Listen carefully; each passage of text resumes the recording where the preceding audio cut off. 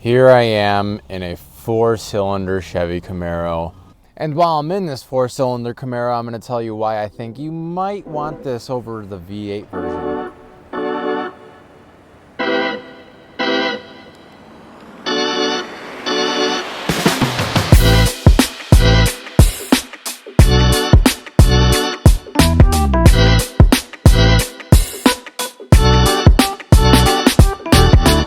Now obviously this isn't as fast as a V8, as cool as a V8, as luxurious as a V8. It does have its perks to it. Perk number 1. To the non-car lover, you're going to look exactly like every other Camaro on the road. Perk number 2. Although it is a 4-cylinder, it is pretty darn fast. Perk number 3. Although this isn't the Camaro's last year, its days are probably numbered. So in due time, you will be owning a piece of history. But will anyone want that piece of history? Probably not. Now let's take a look at the inside.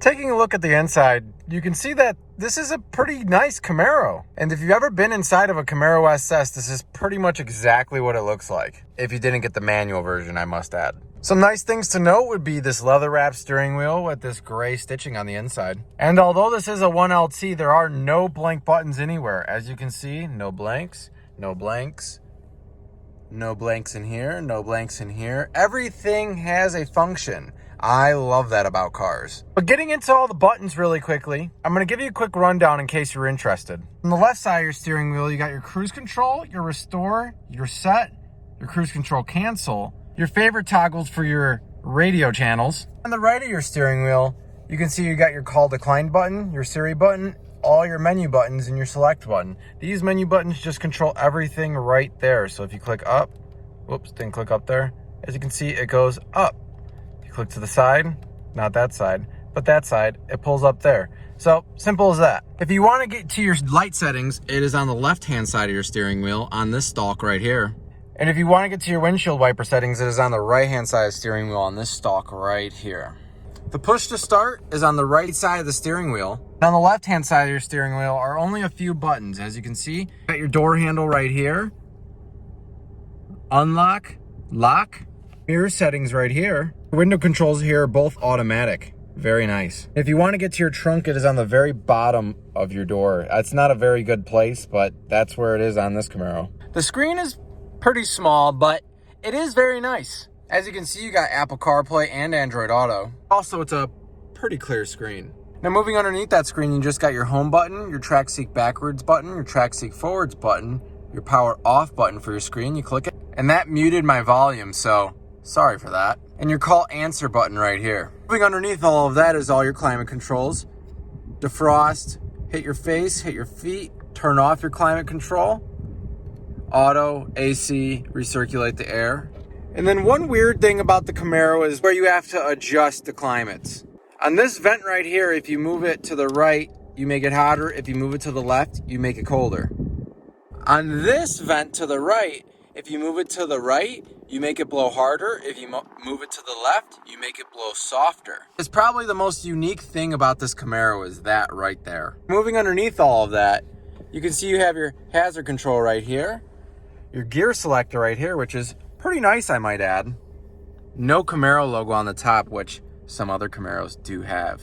And on your center area here, you got your traction control on or off, your mode selector here, which will just put you in tour, sport, track, whatever you want to put it in. And then your parking brake is right here. To the right of your parking brake is your 12-volt DC outlet and 2 cup holders right behind that. Taking a look in the center console, it's pretty darn small. Be prepared. This is all you get. That's my mic right there, a couple cords, and a little bit of storage right here. But if you fill it too high, you're not going to be able to close it. Not very much storage as it is a sports car, but it's really not since it's a 4-cylinder. But it is pretty quick. I regress. The seats are very nice, although they are cloth. They have a good look to them. Look at the back seats. Similar style, but a little bit smaller. And here's a look at your leg space. Not very big. Your dash is not a very nice dash. It's a standard Chevy dash. Nothing really to write home about. As you can see, you got your tachometer on the left, your speedometer on the right. That goes up to 160. You got your little digital screen in the middle here, fuel gauge here, and temperature gauge here. Now, would I recommend this Camaro over the SS, the V8? No, but only for these reasons. The Camaro SS has nicer features. It has heated and cooled seats on some models. It has a big, not so grumbly V8 unless you upgrade it. It has leather seats, a leather wrapped dash. It has a much nicer interior. It's a little bit more luxurious. But if you don't want a V8, which is comparable in gas mileage, I may add, then the SS cannot be for you. And unless you plan on upgrading it, the Camaro SS is not that much louder than this car is stock. And no, this car is not comparable to a Camaro SS speed-wise, but it is pretty fast. It does have a little turbo in it, and you do hear it spool up when you're driving, which is a pretty cool noise, but it's pretty small, so it's not giving you those loud WRX vibes that, you know, those WRXs have. But this car is plenty capable to drive and be as quick as every other car on the road. I mean, it's not going to be as quick as all the big fast V8s, but any other standard car, this is a pretty quick car, and it probably will get in front of all those other cars if you're trying to get in front of someone in traffic. The exhaust note is pretty horrible. I'm not even going to show you that's how horrible it is. Just maybe do another YouTube search on a 4-banger Camaro. It's not that nice. It sounds pretty horrible. I don't expect anyone to upgrade these things, so you're kind of lost there. But chances are, if you're buying this, you're probably not looking to upgrade it to make it faster. Maybe just put a nicer exhaust on it, make it sound a little bit nicer if you can, but I wouldn't say that there's that much to do to it. I would say the average person buying this car is probably going to use it to commute to work every day. They're not going to use it at the drag strip because you're going to get smoked by pretty much everything there, unless it's a pit bike.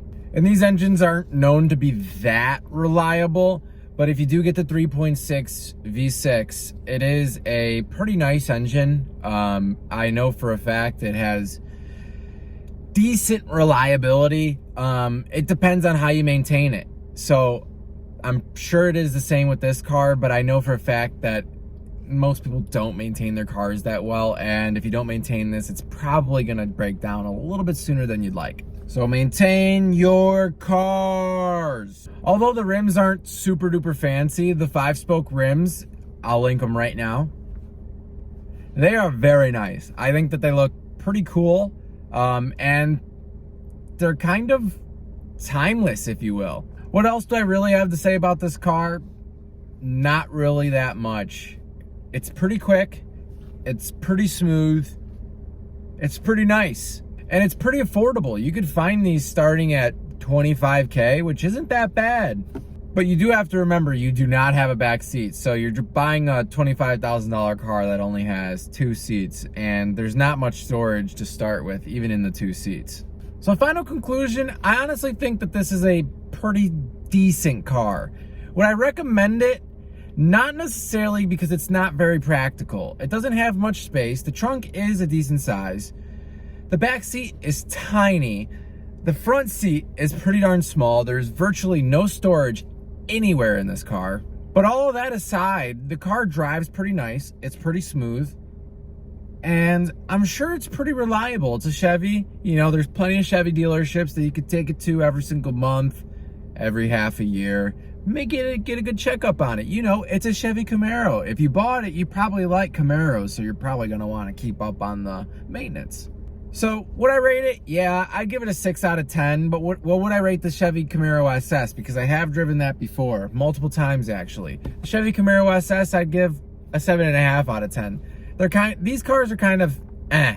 They're not really anything to write home about, but they do look pretty nice. They are a Camaro. So if you're watching still, thank you so much. I really appreciate it. I am currently at 129 followers. Triple digits. 3 triple. Thank you very much, guys. Seriously, this is incredible. The last time I talked about my subscribers on a video, I was at like 64, I think I said. which was mind-blowing at the time. But now I'm at 129, which is holy cow.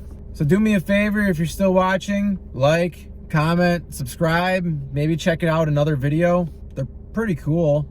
The last few I think have been awesome. I've really worked really hard on them, and I feel like I'm getting my craft down a little bit better. But other than that, please stay till the end for some hand-selected music by me. Have a great day.